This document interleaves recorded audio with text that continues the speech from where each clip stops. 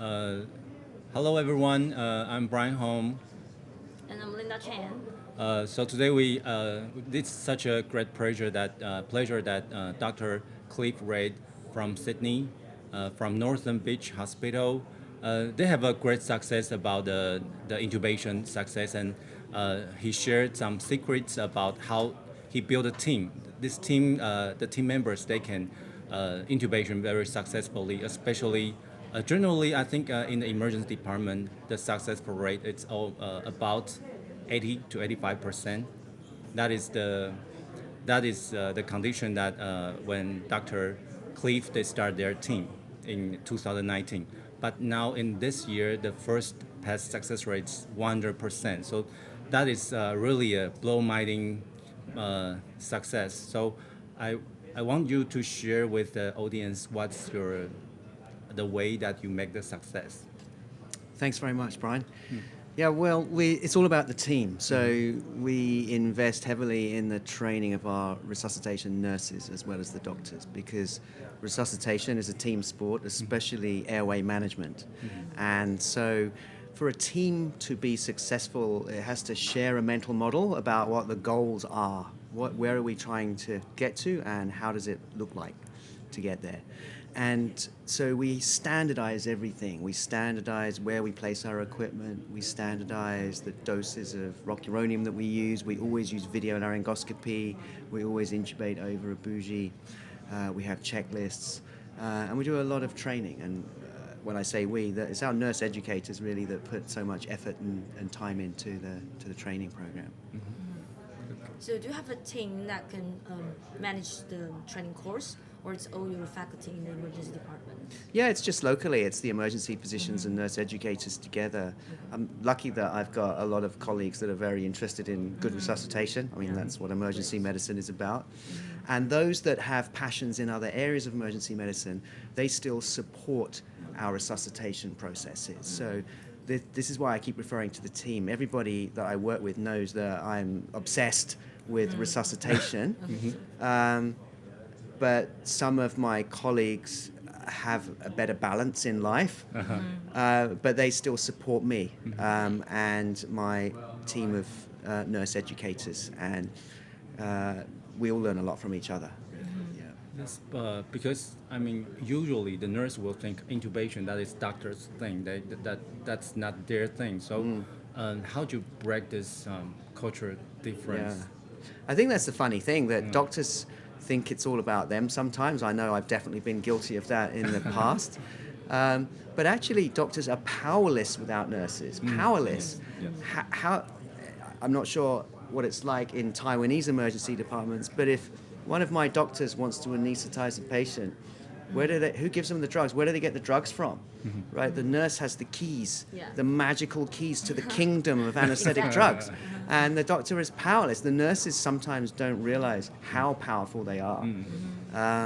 And what we've done is to empower those nurses, to let them know, look, this is a team thing. You are a really important part of the team. We cannot do it without you. And the nurses are the guarantors of quality and safety, because the doctors come and go. They rotate through different hospitals. Some of the doctors are casual doctors who work at other hospitals and then come to ours. There's a team of specialist emergency physicians who only work at our hospital, and I'm one of those. But those guys and the resus nurses between them, they're the only consistent group of people that are there the whole time. So they're the people that have to demonstrate the system for the people that come and go. Another question is about, I think that the amount that in intubation, it's about not over 100 cases. No, it's about 70 something per year at the moment, yes. So when it separate to the different members who do the intubation, I wonder if it's insufficient. How can you make them be confident, even though it's not so much cases for them to train? Yeah, that's a really important point, because nobody really has established the minimum number of intubations you need to be doing to maintain competence. But I think with modern training approaches, live intubations on a patient, that number doesn't matter. I think it's about training to a standard and understanding why you do everything you do and how the system works, and then maintaining currency, recency within that system. And just occasionally, when you're getting rusty, you need to be brought back up to working in that system again. And so we will do regular training in our emergency department of getting and again it's team training, we'll get the emergency medicine trainees, some of the specialists, and resus nurses, take them away for 10-15 minutes at a mannequin. This week we're going to practice adult RSI checklist. Okay. This week we're going to practice rescue maneuvers, BVM, iGel insertion, and cricothyroidotomy. This week we're practicing pediatric laryngoscopy and the pediatric RSI checklist. And so we have a program where we break down really our whole program, and we do 2-week blocks where we try and get people free from the patients for 15 minutes or so to come and just refresh their skills. Or if it's a more junior trainee, to learn those skills. Yeah. So do you have any checklist to say that the training course is qualified? It means the procedure is qualified to do the intubation, or is just through the training course, and if they finish the training course, they can do intubation in the true patients? No, we don't really have a certification or accreditation process. Essentially, the emergency physician is a fellow of the Australasian College of Emergency Medicine. That person has hospital accreditation for intubation, so it's expected, it's part of their job. And it's that person's decision to allow the trainee whether or not to intubate. But there's no official course or certificate or sign-off or final exam or anything like that. Maybe there should be. So, how about the training course? Is it open to some other physicians from other hospital, or just for your own hospital, or the? Well, it's not really an established formal course. So there's apart from what we're doing each week, there's no real learning objectives written down or anything like that, or program written down. It's just getting together as a team and practicing what we do, our clinical system. Growing together. Yeah. Okay. So I found another problem about training the airway program. It's about because when you intubate the real person, your adrenaline's getting high and you feel nervous and all that things. How can you bring that to your staff to make them feel it's a real one on the mannequin? So we don't want that feeling with a real patient. So rather than try and bring the anxiety to a mannequin, we want to remove the anxiety from the real patient, because that will help our performance. So we teach something called the 0-point survey, self, team, environment, then patient. And part of self-management is your physical and psychological preparedness. And part of your psychological preparedness is using the psychological skills to overcome feelings of anxiety. And it's something called a threat challenge appraisal. If I have a task I have to do, my brain subconsciously does a calculation. Do I have the resources to meet this challenge or not? If I feel like, no, I don't have the right equipment or training or team or skills, then I will see it as a threat, and that will initiate a threat response, and my heart rate goes up, and I get the catecholamine response, and I feel anxious. Whereas if the calculation in my mind is going, okay, this is a challenging airway, but I have this equipment, this training, this nurses I can call, this boss, we've got this system, I'm well trained, then it doesn't initiate the threat response. I perceive it as a challenge. I still get a little bit of adrenaline, but it's performance enhancing adrenaline, and then I can stay calm. And what I want is for the team to always feel calm and relaxed, even if this airway does look like it's not going to be easy. And part of that is psychological framing. So we try not to use the term difficult airway in our practice. We use challenging airway. Difficult is you're expecting to find a problem, expecting to fail. Challenging, okay, we might need to use some extra equipment or training or thought to this one because it's challenging, but we're still going to get there. So in your setting, even in the pre-hospital, you have all the equipment on your ambulance, for example, the bougie, the video laryngoscope, all the kinds? Yes, in our pre-hospital and retrieval medicine service, it's a physician critical care paramedic team. Yeah, and we carry everything with us that we need for pre-hospital RSI for adults and children. So generally, how many? There's a FOI. There's supraglottic airway. How many kinds of types of video laryngoscope you prepare for your staff? In the ED or? In ED and in the pre-hospital. Okay. So in our ED, we have standard geometry video laryngoscopy with all the sizes down to Miller blade for newborns up to a MACC 4.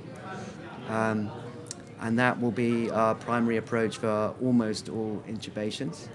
If we think someone has an anatomically challenging airway and we might not be able to get visualization of the cords with that, then we have the option, we've always got the option of calling our anesthesia colleagues to go to the operating room. That's gold standard, that's fine, that's a successful case. That's your very resource. happy with that. Yeah. And if you have time, if the patient's stable, it's just an airway problem, I think that's where they should go. They should go to the operating room. But sometimes, as you know, in emergency medicine, it's not just an airway problem, it's also a breathing problem, and a circulation problem, and a neurological problem.